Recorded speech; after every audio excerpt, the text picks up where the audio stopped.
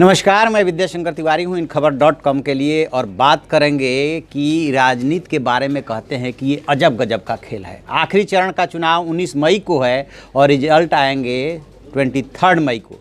लेकिन उससे पहले ही देश की सबसे हॉट सीट बनी बेगूसराय के रिजल्ट को लेकर के सोशल मीडिया पे एक आंकड़ा जो है वायरल हो रहा है। उसके बारे में हम बातचीत करेंगे। जो भी जिसने भी इस चार्ट को बनाया है, जो डेटा दिया है, वो देखने में ऐसा लगता है कि काफ़ी वो हकीकत के नज़दीक है। चाहे उसको 2014 के चुनावी रिजल्ट से मिलान कर लीजिए या उसको यूँ भी देख करके एनालिसिस कीजिए, तो उसकी क्या सच्चाई है, इस पर बातचीत के लिए हमारे साथ मौजूद है हमारे सहयोगी रितेश वर्मा। वो बताएंगे कि किस किस विधानसभा क्षेत्रवार किसको किसको वोट उतना मिलना दिखाया गया है और उसमें कितनी सच्चाई है।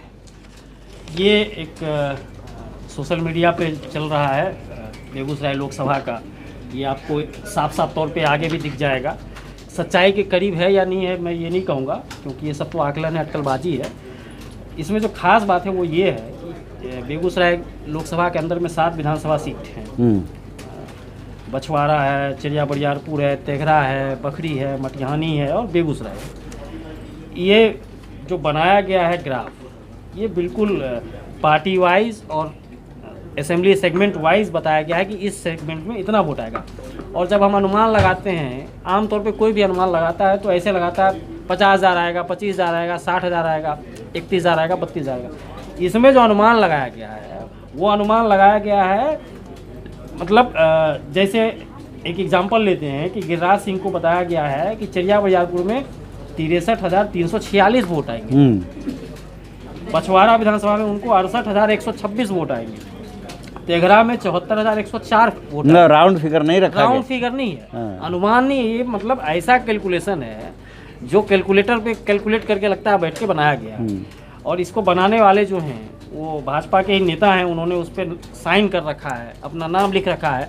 अमरेंद्र कुमार अमर नाम है उनका। अच्छा, वो वकील हैं वहाँ और इस समय गिरिराज सिंह के इलेक्शन एजेंट हैं। अच्छा, वो गिरिराज सिंह के इलेक्शन एजेंट हैं। तो उन्होंने ये कहा है कि हमने ग्राउंड रिपोर्ट के आधार पे ये फिगर तैयार किया है। बूथ वाइज हमने जो डिटेल मंगवाया था और उसके आधार पर वो बता रहे हैं कि कन्हैया कुमार गिरिराज सिंह से लगभग 2.5 लाख वोट से 2,40,000 से ज़्यादा वोट से हारेंगे।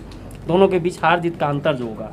और जो कन्हैया हैं वो नंबर 2 नहीं, नंबर 3 रहेंगे। जिस तरह से 2014 के लोकसभा चुनाव में भाजपा के भोला सिंह नंबर 1 थे, नंबर 2 पे आरजेडी के तनवीर हसन थे और नंबर 3 पे सीपीआई के राजेंद्र प्रसाद सिंह थे। इस बार भी पार्टी पोजीशन 1, 2, 3 उसी तरह से रहेगा। इनके अनुमान के मुताबिक 1 नंबर पे गिरिराज सिंह को ये बता रहे हैं कि 5,26,315 वोट आएंगे।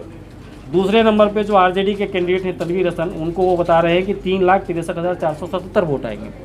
और कन्हैया कुमार जो सीपीआई के कैंडिडेट हैं उनको ये 3 नंबर पे दिखा रहे हैं और बता रहे हैं कि 2,85,256 वोट आएंगे।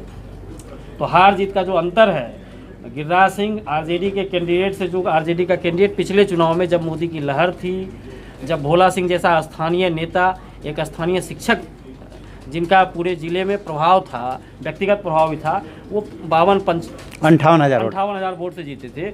वो एक मोदी लहर के अब्सेंस में 1,62,000 से ये तनवीर हसन से जीतता हुआ भाजपा के जो इलेक्शन एजेंट हैं गिरिराज सिंह के वो दिखा रहे हैं। तो ये बिल्कुल सरसरी तौर पे ही दिखता है कि ये जो आंकड़ा है ये सच्चाई से बहुत ही दूर है, कोसों दूर है।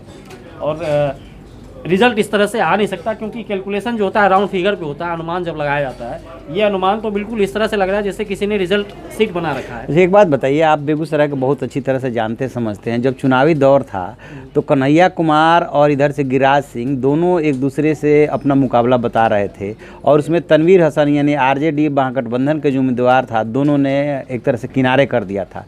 शायद इसकी वजह ये थी कि दोनों को एक दूसरे से मुकाबला दिखाने में फ़ायदा दिख रहा था।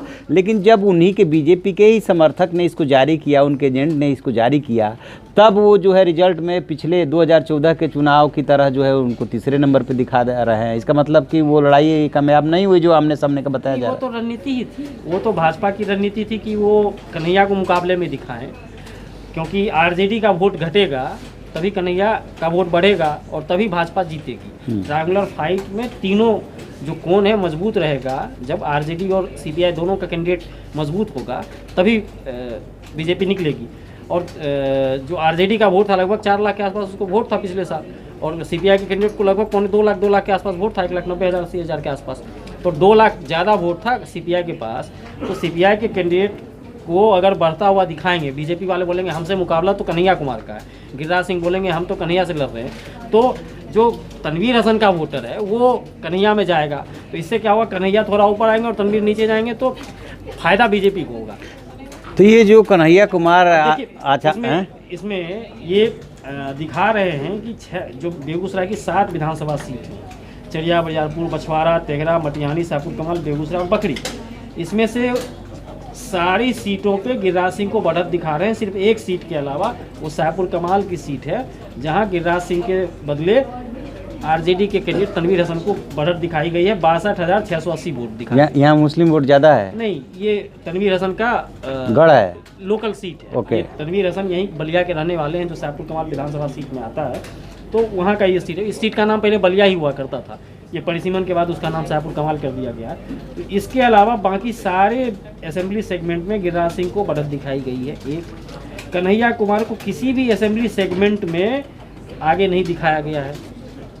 जो ग्राउंड रिपोर्ट है उसके मुताबिक कन्हैया कुमार के बारे में ये अनुमान है कि वो बछवाड़ा में, तेघरा जो उनका अपना होम असेंबली कंस्टिट्यूंसी है, तेघरा में वो लीड ले सकते हैं, बछवाड़ा में वो लीड ले सकते हैं, बखरी में भी एक चर्चा है। लेकिन सब जगह पिछड़ते हुए दिखाया गया है। सब जगह पिछड़ते हुआ दिखाया गया, उनको बुरी तरह से पिछड़ा हुआ दिखाया गया है। एक जगह सिर्फ सापुर कमाल में वो जो तनवीर हसन को आगे दिखाया गया, इसके अलावा तो ये जो फिगर है ये बिल्कुल कपोल कल्पना है। ये ऐसा लगता है कि भाजपा के जो इलेक्शन एजेंट हैं, गिरिराज सिंह के इलेक्शन एजेंट हैं अमरेंद्र कुमार अमर जी, वकील साहब हैं, उन्होंने ये अपने बूथ से जो रिपोर्ट्स आई होंगे, उनके वर्कर्स ने जो रिपोर्ट भेजी होंगी, उसके आधार पर ये डाटा तैयार कर लिया है। और अगर बूथ के रिपोर्टर्स ने भी नहीं भेजा होगा, बूथ से वर्कर ने ये रिपोर्ट नहीं भेजा है, तो उन्होंने खुद से एक अनुमानित आंकड़ा और थोड़ा राउंड फिगर नहीं रख के जानबूझ के इसमें होशियारी की है, होशियारी ताकि हकीकत के नज़दीक लगे, थोड़ा नज़दीक लगे और 23 तारीख को रिजल्ट आने से पहले रिजल्ट जैसा माहौल कुछ बना रहे। अच्छा, ये कन्हैया कुमार की जो तबीयत खराब बताई जा रही है, अब भगवान जाने क्या सच है। तो जैसे इनको ग्राउंड रिपोर्ट मिली है, बूथ से कार्यकर्ताओं से रिपोर्ट मिलती है राजनीतिक दलों को, वैसे ही स्वाभाविक है कि इनको भी मिली होगी, कन्हैया कुमार को भी मिली होगी और तनवीर हसन को भी मिली होगी। तो इसका भी कुछ असर है क्या कि उनको रिपोर्ट तो मिली गई? ये अगर अमरेंद्र कुमार अमर के इस हिसाब को माइनस कर दें तो भाजपा के भी जो आम कार्यकर्ता हैं और जो नेता हैं बेगूसराय के भी और बेगूसराय से बाहर प्रदेश के भी, उनका भी मानना है और सीपीआई के जो नेता हैं उनका भी मानना है कि ये हार जीत का मुकाबला जो है इन दोनों के बीच होगा। तनवीर 3 नंबर पे होंगे, उन दोनों का अनुमान इस समय भी है। इस समय भी भाजपा के लोग ये मान के चल रहे हैं कि नंबर 3 पे तनवीर हसन रहेंगे। इस पेपर में भले वो 2 पे दिखा रहे हों, और सीपीआई वाले भी मान रहे हैं कि वो नंबर 1 पे रहें या 2 पे रहेंगे वही। तो टक्कर जो है वो फर्स्ट सेकेंड की गिरिराज सिंह और कन्हैया कुमार के बीच होगी, और हार जीत का अंतर दोनों पार्टी के ज़्यादातर नेता ये मानते हैं कि 25 से 50 हज़ार के बीच ही होगा। चलिए देखते हैं। बहरहाल जिसने भी अमर साहब ने इसको तैयार किया, उनके एजेंट हैं, उन्होंने काफ़ी इसमें होशियारी की है रिजल्ट को बताने में। रिजल्ट ये है नहीं, रिजल्ट तो 23 तारीख को आएंगे, लेकिन इसके वायरल होने से एक बात तो फ़र्क पड़ता है, जो निचले लेवल के कार्यकर्ता या समर्थक हैं उनके मनोबल पे फ़र्क पड़ता है। अब देखते हैं कि 23 तारीख को नतीजे आते हैं तो ये कहाँ तक जा कर के उसके साथ सटीक बैठता है। लेकिन एक बात सही है कि 2014 का चुनाव जो हुआ था वो मोदी लहर में हुआ था और डॉक्टर भोला सिंह सिर्फ 58,000 वोट से वहाँ से जीते थे। तो ऐसा हो नहीं सकता कि बिना किसी लहर के हो रहे इस चुनाव में जो है हार जीत का अंतर जो है 1.5 लाख और 2 लाख हो जाए। तो जो भी होगा इसमें हम आपको अपडेट कराते रहेंगे। आप देखते रहिए हमारा डिजिटल चैनल इन खबर, उसे लाइक कीजिए, शेयर कीजिए और कमेंट बॉक्स में जाके कमेंट जरूर करें। Thank you. इन खबर चैनल को सब्सक्राइब करें और बेल आइकन दबाना ना भूलें।